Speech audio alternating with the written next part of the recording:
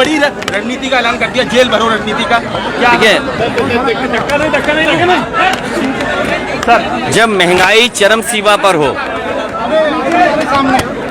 महंगाई चरम सीमा पर है, बेरोजगारी चरम सीमा पर है, और इस सरकार में अगर आप न्याय मांगने जाते हैं तो आपको न्याय नहीं मिल रहा है। और लगातार देख रहे हैं आदरणीय आजम खान साहब से लेकर के और अभी कानपुर का विधायक हमारा समाजवादी पार्टी का इरफान सोलंकी, और इससे पहले भी पूर्व सांसद या विधायक या पूर्व विधायक पे लगातार फर्जी मुकदमे लग रहे हैं। विपक्ष के पास क्या रास्ता है? अगर न्याय मांगने जिनके पास जाते हैं वो न्याय देने के लिए तैयार नहीं है, और अधिकारी हाथ खड़े कर लेते हैं, कहते हैं कि ऊपर से निर्देश ये है कि आपको हम फंसाएं। तो जब सरकार खुद फंसाना चाहती है तो विपक्ष के पास रास्ता क्या है? महंगाई चरम सीमा पर है, भ्रष्टाचार चरम सीमा पर है, बेरोजगारी चरम सीमा पर है, निवेश के नाम पर झूठे सपने दिखा रहे हैं। इनसे पूछिए भारतीय जनता पार्टी के लोगों से, जिस समय इन्होंने निवेश के लिए पहला कार्यक्रम किया था उसमें जो एमओयू हुए थे उसमें जमीन पर कितना आया है। उसके बाद डिफेंस एक्सपो हुआ था, डिफेंस एक्सपो के माध्यम से निवेश कितना आया है। और अब जब सरकार ने अपने मंत्रियों को जगह जगह भेजा है तो सरकार को कम से कम ये सार्वजनिक करना चाहिए कि किन किन उद्योगपतियों ने, कितने इन्वेस्टर्स ने एमओयू साइन किए और जमीन पर लेकर के उनको उतारने जा रहे हैं। आपकी इंडस्ट्रियल पॉलिसी क्या है? जिस पॉलिसी के तहत आप इन्वेस्टर्स को लेकर के आएंगे? सरकार केवल झूठे सपने दिखा रही है, सरकार के लोग बैठ करके झूठ बोल रहे हैं। इसलिए समाजवादी पार्टी लगातार इनको सावधान भी करेगी और जनता को बताएगी भी, और जहां जरूरत पड़ेगी आंदोलन की तो आंदोलन भी होगा, और जरूरत पड़ेगी तो जेल भरो आंदोलन भी बहुत जल्दी शुरू होगा। निकाय चुनाव की तारीखें बढ़ रही हैं, ग्लोबल इन्वेस्टर समिट में लाखों करोड़ का निवेश आया, लाखों करोड़ का बीजेपी दावा कर रही है। इसीलिए मैंने आपसे कहा, जो पहली इन्वेस्टमेंट मीट हुई थी, डिफेंस एक्सपो हुआ था, आखिरकार अगर 5 लाख के उस लगभग 5 लाख करोड़ का एमओयू हुआ था पिछली बार, 5 लाख करोड़ का एमओयू हुआ था, तो आखिरकार उस 5 लाख करोड़ के एमओयू का क्या हुआ? और अभी एक एमओयू हुआ, उसने भारतीय जनता पार्टी के झूठ को साफ कर दिया कि जिस यूनिवर्सिटी से एमओयू किया वो यूनिवर्सिटी नहीं है, स्टूडेंट नहीं है। उस यूनिवर्सिटी से बताओ हजारों करोड़ का एमओयू करके आप आए।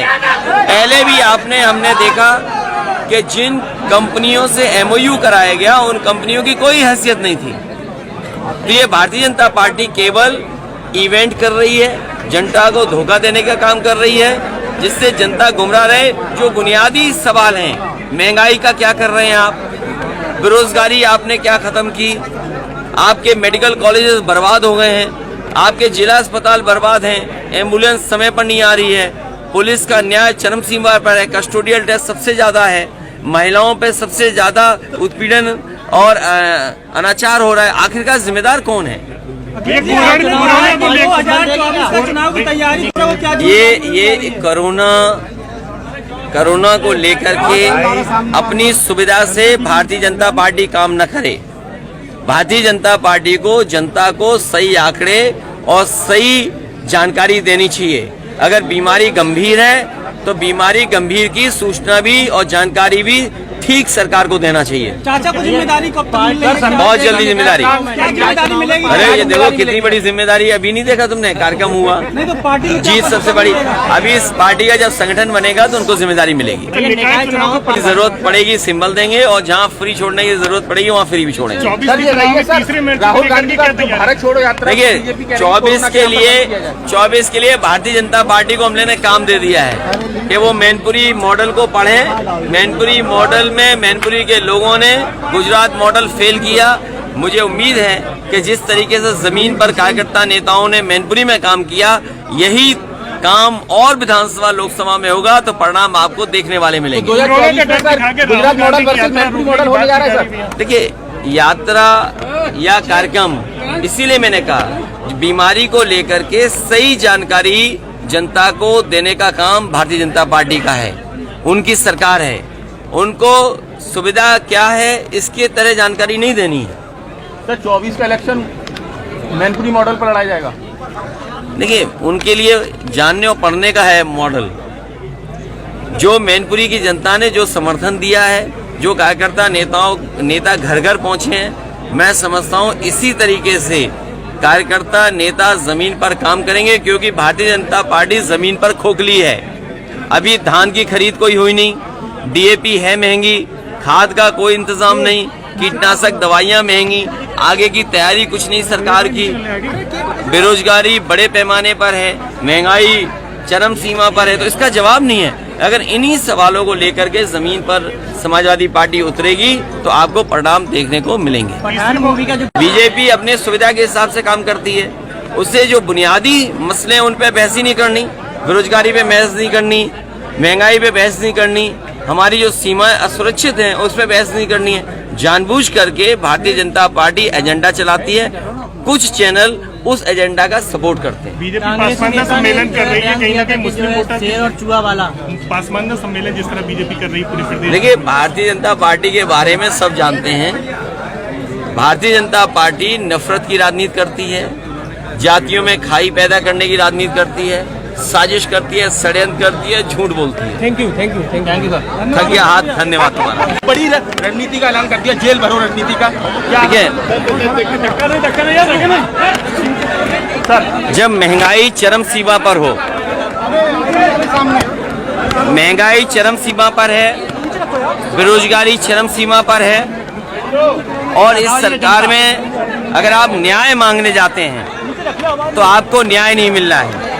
और लगातार देख रहे हैं आदरणीय आजम खान साहब से लेकर के, और अभी कानपुर का विधायक हमारा समाजवादी पार्टी का इरफान सोलंकी, और इससे पहले भी पूर्व सांसद या विधायक या पूर्व विधायक पे लगातार फर्जी मुकदमे लग रहे हैं। विपक्ष के पास क्या रास्ता है? अगर न्याय मांगने जिनके पास जाते हैं वो न्याय देने के लिए तैयार नहीं है, और अधिकारी हाथ खड़े कर लेते हैं, कहते हैं कि ऊपर से निर्देश ये है कि आपको हम फंसाएं। तो जब सरकार खुद फंसाना चाहती है तो विपक्ष के पास रास्ता क्या है? महंगाई चरम सीमा पर है, भ्रष्टाचार चरम सीमा पर है, बेरोजगारी चरम सीमा पर है, निवेश के नाम पर झूठे सपने दिखा रहे हैं। इनसे पूछिए भारतीय जनता पार्टी के लोगों से, जिस समय इन्होंने निवेश के लिए पहला कार्यक्रम किया था उसमें जो MOU हुए थे उसमें जमीन पर कितना आया है। उसके बाद डिफेंस एक्सपो हुआ था, डिफेंस एक्सपो के माध्यम से निवेश कितना आया है। और अब जब सरकार ने अपने मंत्रियों को जगह जगह भेजा है तो सरकार को कम से कम ये सार्वजनिक करना चाहिए कि किन किन उद्योगपतियों ने, कितने इन्वेस्टर्स ने MOU साइन किए और जमीन पर लेकर के उनको उतारने जा रहे हैं। आपकी इंडस्ट्रियल पॉलिसी क्या है, जिस पॉलिसी के तहत आप इन्वेस्टर्स को लेकर के आएंगे? सरकार केवल झूठे सपने दिखा रही है, सरकार के लोग बैठ करके झूठ बोल रहे हैं। इसलिए समाजवादी पार्टी लगातार इनको सावधान भी करेगी और जनता को बताएगी भी, और जहां जरूरत पड़ेगी आंदोलन की तो आंदोलन भी होगा, और जरूरत पड़ेगी तो जेल भरो आंदोलन भी बहुत जल्दी शुरू होगा।